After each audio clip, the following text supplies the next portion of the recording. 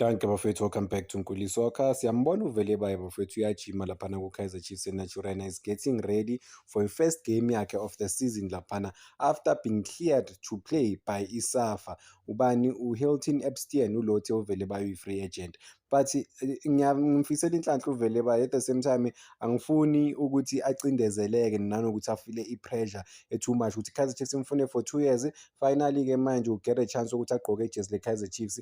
Kunama-expectations amakhulu for yena, otherwise ama-fans ngeke amzwele because bamfuna isikhathi eside lo muntu lo, bamlwela. But-ke i-Spurs nalo salwa, but i-Kaizer Chiefs they never gave up. Bebamfuna ngempela, so bona ukuthi yena uzokwazi ukuba repair kanjani ukuthi hayibo la bantu bangifune for 2 years. Let's hope leyo nto leyo ngeke ingene kuye imlokhu njani imcabangise kakhulu, egcine naye engasazi ukuthi adlale kanjani, leyo nto leyo affecte i-game model yakhe or i-game overall. Officially-ke after, I think usane Kaizer Chiefs after 2 months ago, after legal battle long, and then transfer negotiations, yena between yena ne-Kaizer Chiefs ne-management yakhe kuphela wasayina ne-Kaizer Chiefs. But-ke manje uready ukuthi agqoke i-gold and black officially. Bedlala ama-friendly namanje, bebadlala ama-friendly I think 2 days back laphana eNaturena, baloke badlala ama-friendly behind closed doors. Isaka kaVelebaya i-last 2 years bafethu bamfuna, but i-Cape Town Spurs i-rejecta boma-4 million plus nama-players awu-2. But-ke manje ama-Kaizer Chiefs fans they'll get to witness, especially let's say next week if uya-travela nawe uya laphana eCongo, next weekend, le weekend le siya kuyo hayi le, bazothola i-chance ukuthi bambone edlala because everything is in order bafethu. I-paperwork is done, clearance confirmed, konke sokusele nje ku-Kaizer Chiefs ukuthi bazoyihandlela kanjani lento lena, ukuthi baqala ukumfaka nini egrawundini. Baya-understand i-magnitude, i-pressure eza nokudlalela ilokhu njani i-Kaizer Chiefs, especially for uVelebaya bafethu after i-case edonse isikhathi esingaka. Phela lo muntu lo ngabe ujoyine 2 years back, but guess what, akakwazanga ukujoyina 2 years back laphana i-Kaizer Chiefs because Cape Town Spurs ya-rejecta wasani, yakhetha ukuyomhluphekisa le ku-National First Division bafethu kunokuthi ajoyine i-Kaizer Chiefs. La makhehla kaze ayolibona izulu na. But-ke yeah man, what a wait. But umfana akumelanga astresse kakhulu, kumele adlale nje igame ayijwayele.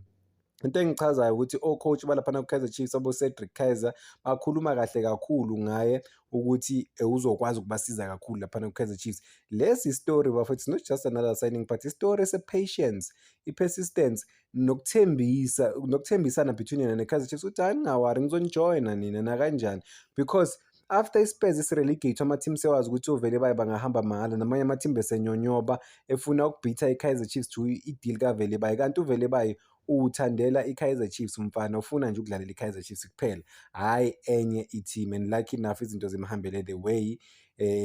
I-journey yakhe overall laphana siyamazi ukuthi uqale ku-Cape Town Spurs, but finally Kaizer Chiefs i-ready ukuthi im-unlock laphana. Ama-expectations maningi kakhulu, noma ngithi makhulu, millions of Kaizer Chiefs fans, uzokwazi ukuhandle i-pressure.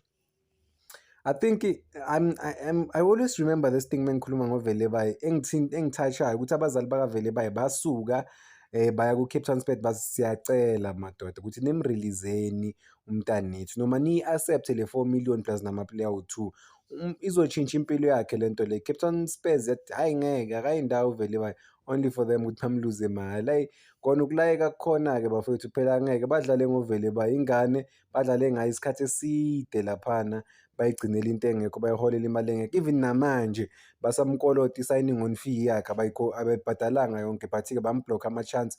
Ngabe uVelebaya kudala impilo yakhe yatshintsha, but-ke finally ukhona ku-Kaizer Chiefs, uready ukudlala ku-Kaizer Chiefs. Ama-scouting department we-Kaizer Chiefs, I think what they were impressed by ukuthi uquick uVelebaya fearless, confidence ne-arrogance on the ball, i-pace yakhe, i-dribbling, like beating defenders, uyi-natural attack, unaleyo instinct nje kuya phambili ukuthi a-add something to the game. So iSpurs obviously they were not ready to let him go. Well, they were ready to let him go, but they were not ready to let him go easy. Ngeke bangavumi. Plus-ke bese sabacabanga ukuthi i-Kaizer Chiefs, imali ye-Kaizer Chiefs lezo yikhipha izosolve inkinga zabo zokuthi bakwazi ukuthenga i-status. Lo muntu ngabe kudala wahamba kuthiwa, but hayi bengeke bahambe. Cause mawubheka overall, as much as bebafuna ukumthengisa, but bebafuna ukwenza imali eserious ukuthi bakwazi ukuthenga nane-status. Even this time around, ubani lo baba wasePitori lo beka on Pretoria Kelly siva ngenza iphutha uthengise i-team yakhe Cape Town Spurs beyifuna ukuthenga leya team leya, bathi beyifuna ukuthenga leya team nga-6 million, cabanga imali encane kangaka, 6 million rands bayi-reject. So bebazi ukuthi once bathola i-10 million ku-Kaizer Chiefs, makuphela isizini they can push ukuthi bathenge enye team. Khona ama-teams azostruggle laphana ku-National First Division abazokwazi ukupresent i-offer and then babone ukuthi bazoyi-accepta na. Yeah, naye enye into bengingafuni ukukhuluma ngayo, but I think uma ngikhuluma ngoVelebane, we have to always bafethu remember or sikhumbuzane ukuthi ilo i-Cape Town Spurs imkhulisile uVelebane, imkhulisile as much as ithi ifuna o-10 million imblockile, imkhulisile. So ine-say in a way, but-ke nabo bekungamelanga babe greedy, bamkhulisile ukuthi bamluze mahhala. So ayi ya kubuhlungu kona ukuba buhlungu, but-ke i-decision umfana bamcindezele kakhulu naye, that is why wavele wahambela sekalwa nabo straight ukuthi bamrelease. Why? Because uyabona ukuthi abangenza iphukuphuku labantu laba, bafuna ngihlale la ethimini ngiyele ku-National First Division, manje bese bafuna ukuthi ayeke ku-Third Division. Njengoba i-transfer market bese ivaliwe, kusho ukuthi uVelebane ngabe udlala ebhuqwini mos, or ngabe udlala lapha ku-Third Division, or bekayodlala khona ngoba bathi bona usasene-contract nabo. So makane-contract nabo ayodlala-ke ku-amateur football, ayohola o-800 or o-300 rand ngenyanga, admin bafowethu. Bebamxhaphaza uVelebane, naye wavele naye msure beseyimdina le nto le, wabona ukuthi hayi le nto yami ukuthi lo ngiyithoba ngi-respect-a la bantu, but ngibona ukuthi they're not giving me anything in return. Ayingcono nami ngizenzele into engifuna ukuyenza. If ngiba against bona, ngiba against bona, but I have to leave this team. And then ukwazile-ke inkani sometimes inkani sometimes, even if you have to break ama-relationships bafethu, you have to break lawo ma-relationships if kumele wenze into ezobhenefitha wena. Uyi-loyalty ukuthi u-loyal to usibanibani ngoba wenzani, but-ke isikhathi masesifikile, sifikile isikhathi sokuthi nawe usuku kumele ubambele into ngezakho izandla. At the same time ungavumeli abantu ukuthi bakumanipulate because bathi benzani, but maye sebamosha impilo yakho. Bayakwenza abantu, bayayidlala i-role le abayidlalayo, but guess what, when it's time to let you go, they have to let you go. Hayibo, hawu, angeke phela sizwe ngamakhehla ase-Cape Town. Isikhathi sisekhona-ke for uVelebane futhi na-22, 23 lapho i-dream come true yena ukuthi aye laphana ku-Kaizer Chiefs, one of the biggest clubs on the African continent. Akusiyinto encane ukudlalela i-Kaizer Chiefs bafethu, you feel it njalo e-stadium, you feel the pressure. Ama-player amaningi-ke they're not able to deal with the pressure, kuba nzima kakhulu for bona ukuthi badile ne-pressure ukuthi badlalele i-Kaizer Chiefs. But only few abasucceedayo, especially the youngsters. There's something wrong ngama-2000 bafowethu, mentally they're not fit. Abaningi bakhona they're not fit ukuthi bahandle i-pressure yokudlalela ama-team amakhulu, sibe honest, especially laphana ku-Kaizer Chiefs. But doma izinto outside la kuthando labantu, uzodlala 2 years ku-Kaizer Chiefs ungaphindi udlale professional football ma ungamiseli. Kanti wamisela ku-Kaizer Chiefs ama-opportunities maningi because ubukelwa abantu abaningi, not just e-South Africa kuphela, i-Africa, even some parts of the world bayeza.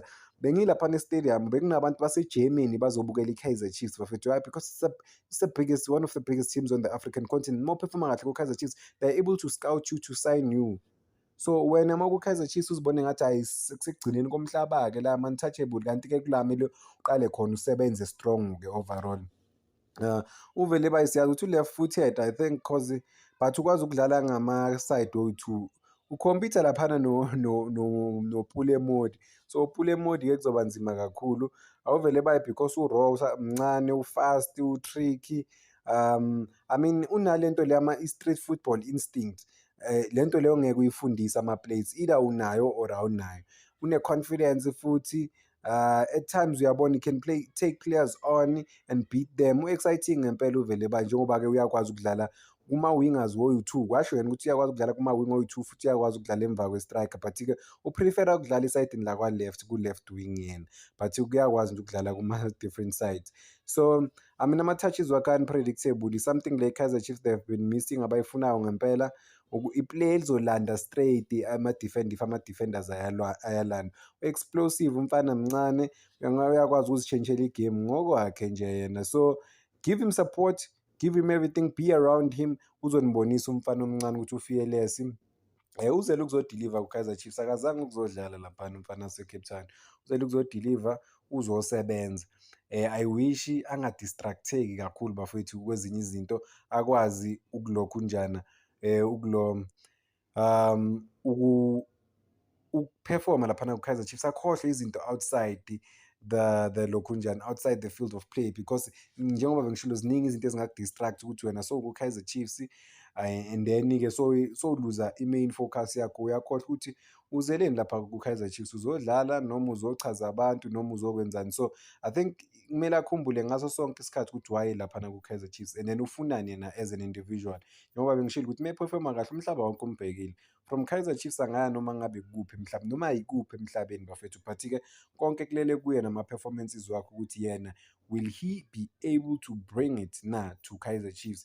Bheka bo-Yusuf Maart, basayinwe because badlala ku-Kaizer Chiefs, basayinwe kuphi? E-Europe, seno-30 something lapho nje ukwazile ukusayinwa e-Europe. So no vele they have to look at this thing and be inspired ukuthi hawu, okay, if we perform kule team leso okwazi ngempela ukuthola ama-opportunities a-serious all over the world because abantu babukele. Simfisela inhlanhla uVeleboy overall bafethu. Ngithanda ukuthi danko, cela ningakhohlwa uku-like and subscribe, making sure ukuthi le page lifika ku-15,000 subscribers.